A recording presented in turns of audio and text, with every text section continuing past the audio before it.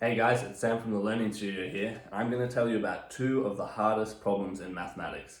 Now, before you close your browser, I promise that you will be able to understand how these problems arise, okay? Because they come from triangles. In fact, they come from two of the most basic facts about triangles. All you need to know for this video is Pythagoras' theorem, okay? So we all learned that in high school, a squared plus b squared equals c squared. And you also need to know the area of these triangles, right? Which is going to be a half base times height. Okay, that's it. And surprisingly, these two facts can lead to some of the most complicated mathematics, even some of the stuff that is still a challenge for modern day mathematics. So how do these right angle triangles cause us such big problems? Well, we're not just going to look at any right angle triangle, okay? So if I start randomly putting in numbers here, right, if I put 2 and 3 here, okay, Pythagoras tells me that this side length here has to be the square root of 13. And that's a terrible number, okay? The best you can do is have some decimal approximation of it. It's not nice to deal with. We don't like it, all right? Now, if you choose your triangles a little more carefully, okay? So if we make that 3 and 4, it turns out that this side is actually a nice number. Hey, you've probably seen this triangle before. We get the 3, 4, 5 right angle triangle, and all these side lengths are whole numbers. And so that's what we want to look for. When we're dealing with these triangles, we only want to think about right angle triangles that have whole numbers as the sides. Now, later on, we're going to relax that a little bit and allow fractions, okay? But we're definitely not having any square roots. There's no irrational numbers appearing here, okay? Everything is going to be rational. Okay, so with this in mind, we're going to get to the main problem. Okay, and what we want to look at is the areas of these nice triangles. Okay, so for this 3, 4, 5 triangle, for example, the areas are half the base times height, which is 6. Okay? And the question that we're going to ask is what possible values of this area are there? Okay, so for example, if I draw this second triangle,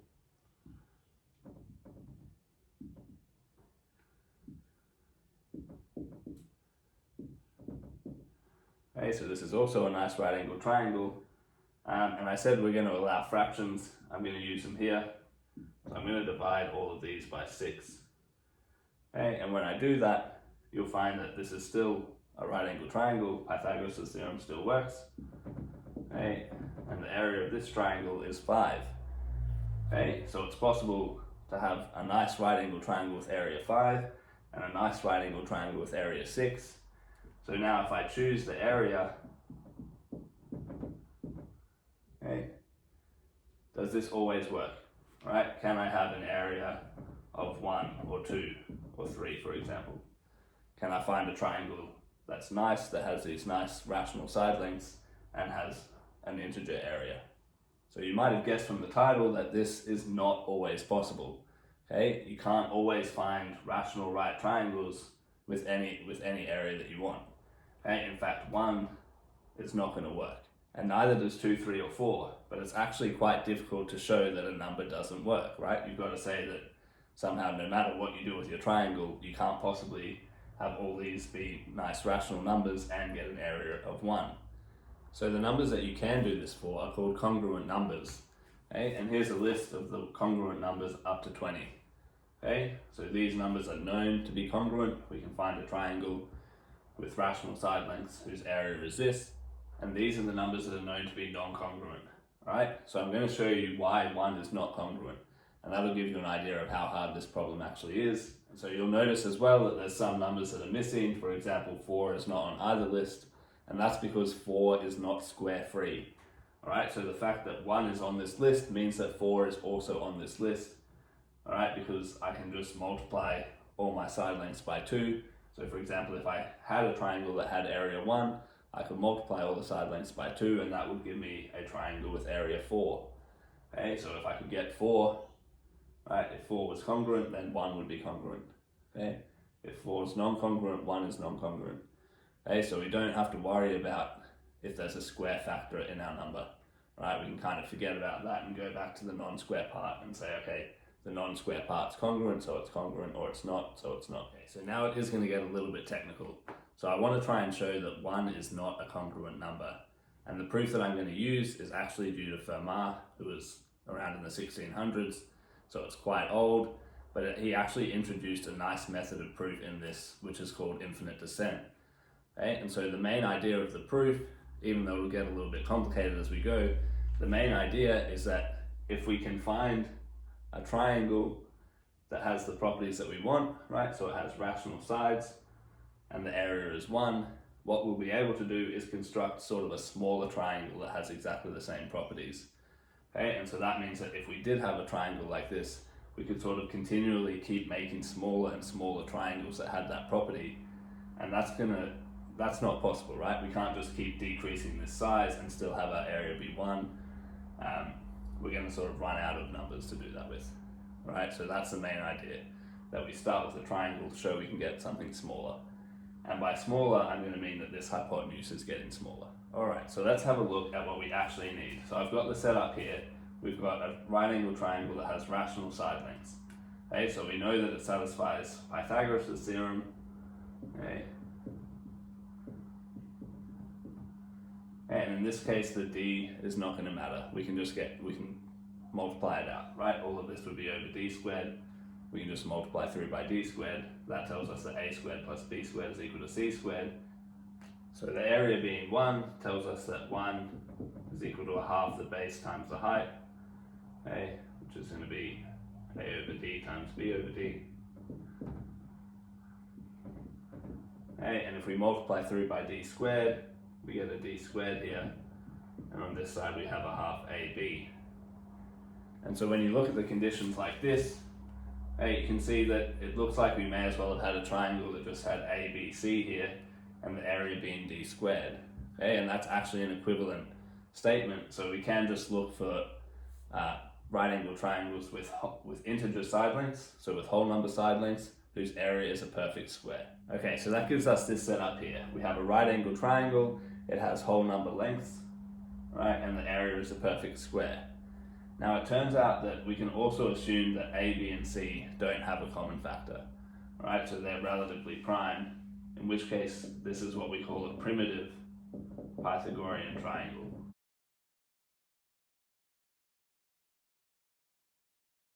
Alright, and so our goal is to show that we can take this primitive Pythagorean triangle with a square area and get a smaller one.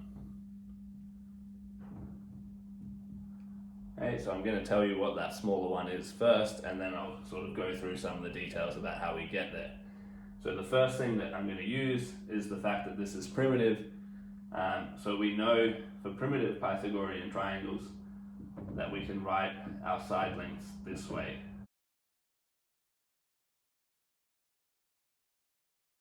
Okay, so there exists co-prime integers n and m, so that's what we can do this.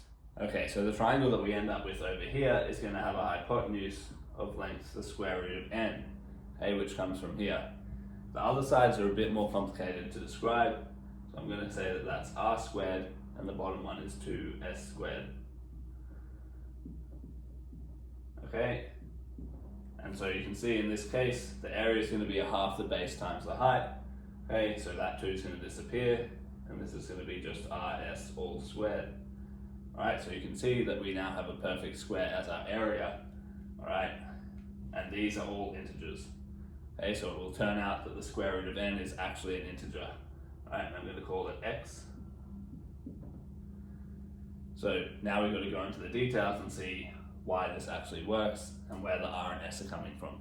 Okay, the first thing we're going to do is go back to our original triangle and look at the area in terms of n and m, these new variables that we have for the side lengths, right? So my area, so we know it's a perfect square, okay, but it's also going to be a half the base times the height, right? And so if I do a half of this, I get m times n, okay, and then it's multiplied by n squared minus m squared. Okay, and I can factorize this second bit.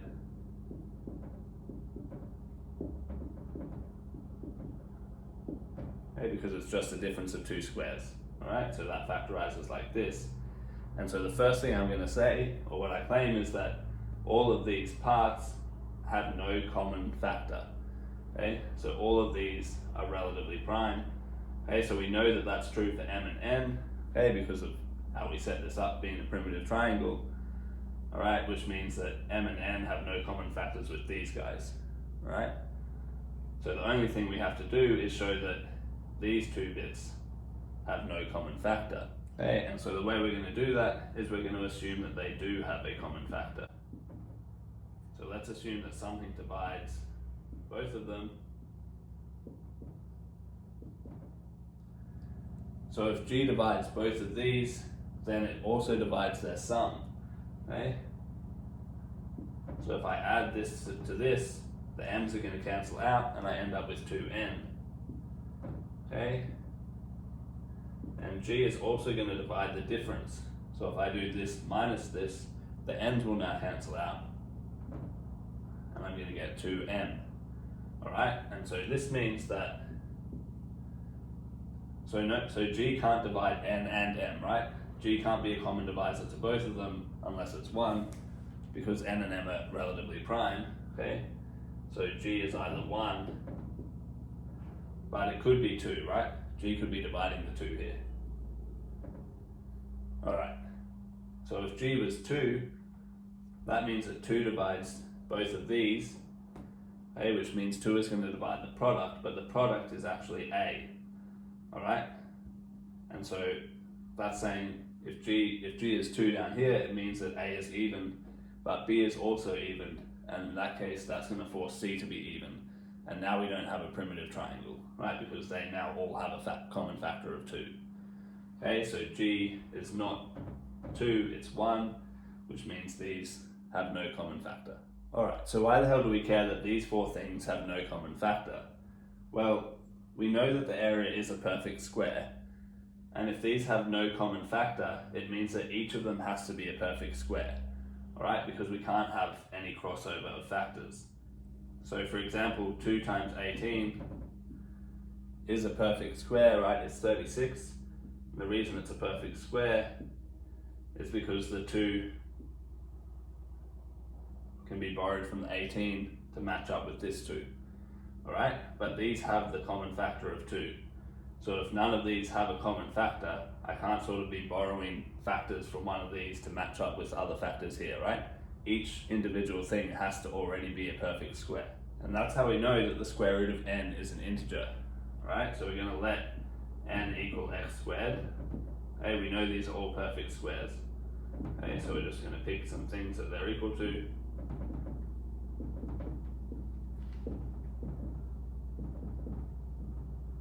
Okay, each of these individual factors is a perfect square. That's all we're saying here.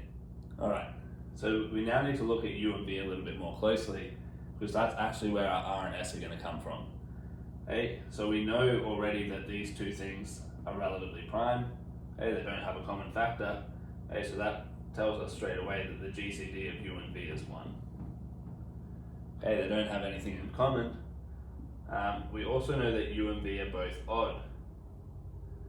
Okay, because if I do u squared times v squared, I get my n squared minus m squared, right? When I multiply those 2, I get that, which is a, and a has to be odd, right?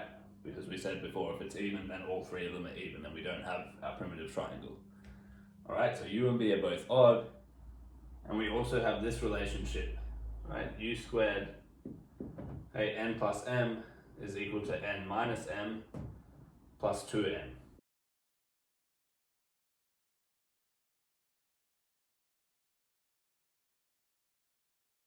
Okay, which gives us this relationship down the bottom. So we've written 2y squared as a product here. Okay, we're almost there. So the last thing we're going to do is show that 2 is the greatest common divisor of these 2 factors. Okay, so it's kind of, well, obvious that 2 divides them because u and v were both odd. Right, so if u and v are odd, if you add 2 odd numbers, you get an even number. If you subtract them, you get an even number. Alright, so 2 divides both of them. And if we had any other divisor, so if there was something larger that divided both of them,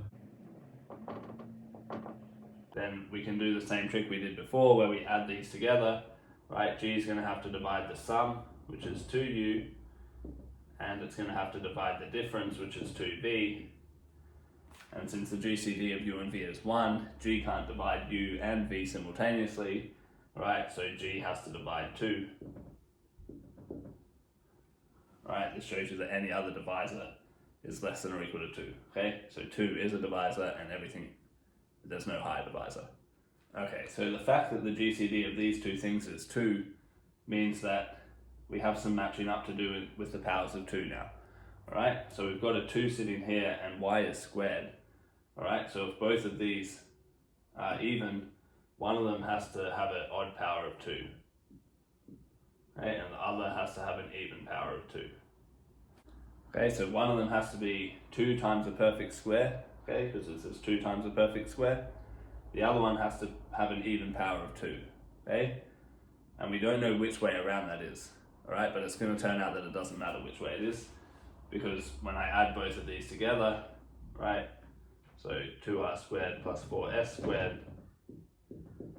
is going to be 2u, which means u is equal to r squared plus 2s squared. And I'm going to run into a little problem with v. Okay, so I can do the same thing, I can subtract them to get v. But I don't know which way around these are, so when I subtract them, I might get r squared minus 2s squared. Or I might get 2s squared minus r squared. But in either case, we're going to have this. So n, okay, which is equal to x squared, is also equal to a half u squared plus v squared. Right, if I add these two together, I get 2n. And you can check that a half u squared plus v squared is going to be r to the 4th plus 4s to the 4th, okay, which is r squared squared plus 2s squared squared. Okay, and so if you've gotten completely lost in all of that, what this is showing is that this actually is a right angle triangle, right? You get x squared is equal to this squared plus this squared, and we know that the area is a perfect square. And it's also clear that that this is much smaller than the right angle triangle we have here, right? So this square root n is less than n square root n to the 4th, okay? Which is less than n squared plus m squared, which was the hypotenuse over here. Alright, so this is sort of much smaller. And now there's nothing stopping me sort of doing exactly the same process with this triangle, right? I now take this new one that I've created and I go, hey, I can make an even smaller one, alright? And the fact that these are all integers to start with means that now I've started with an integer triangle, I've got sort of a smaller triangle that's all integers. I can't keep going, I'm going to run out of integers, right? They're all positive, I'm going to run out. Okay, so it's not possible for this process to continue. So the fact that we have this process means that something was broken at the start. There's no way you can start with this, because if you could just kind of keep going forever. Alright, so it's not possible to have this set up. And that shows you that 1 is not a congruent number. Okay, so if you watch that whole proof, you've got a fair idea of the difficulty of this problem, alright? So it's not, that was fairly involved, but that's not actually the hard math that I was talking about at the start. Okay, so even though it was a long process, it was kind of just like going through chasing your divisibility, chasing where all the perfect squares were happening. But it wasn't overly involved. There was no like deep mathematics. It's not like you need to know calculus or complex numbers. No deep concepts came up. Okay, but even from this small result, we get a few surprising facts. Okay, the first one is something you might know already, and that is that the square root of 2 is irrational. Okay, this is obviously not the best way to prove this, alright? But now we know that this can't happen.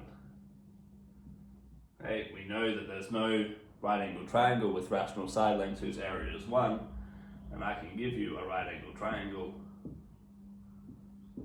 right? And you can check that the area of this is 1. Okay, so if the square root of 2 was rational, I'd now have a right angle triangle with rational side lengths whose area was 1. Right? We know that's not possible.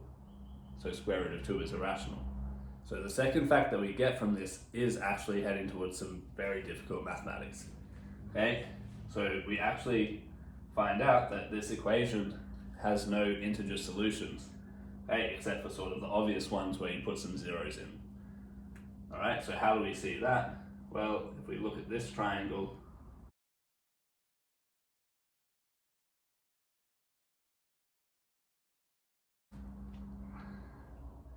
you can check that this is a right angle triangle, so that squared plus that squared is equal to that squared. Okay, so if we had a solution to this, right, if this was equal to z squared for some integer, right, then the area that we get here is going to be a half the base times the height. Okay, so the 2 will disappear, and you get x squared, y squared, z squared. Okay, and so if we did have a solution to this, we've now made a triangle, a right angle triangle with integer side lengths whose area is a perfect square, and we just saw that that's not possible. Alright, so this has no solutions, and in particular, what this means is that if I move the y over, okay, this equation has no solutions except for the trivial ones. Okay, and this is a special case of Fermat's last theorem.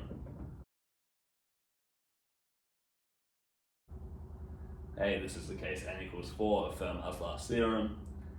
This is probably how Fermat came up with his conjecture. Alright, and it's famously extremely difficult to prove.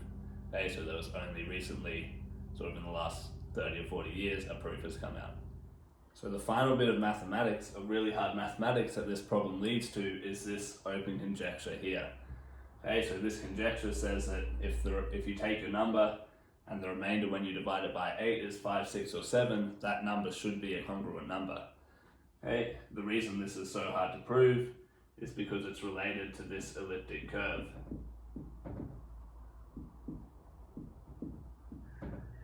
Okay, so elliptic curves are very complex objects. Okay, that requires a lot of mathematics to start understanding them, and they were used in the proof of Fermat's last theorem. So in this form, this problem maybe looks quite simple, okay, but the fact that it's related to this elliptic curve actually leads to the Birch-Swinnerton and Dyer conjecture. So that conjecture is one of the most important conjectures in modern number theory. Okay, it's one of the Millennium Prize problems. If you'd solved it early enough, you would have gotten $1 million.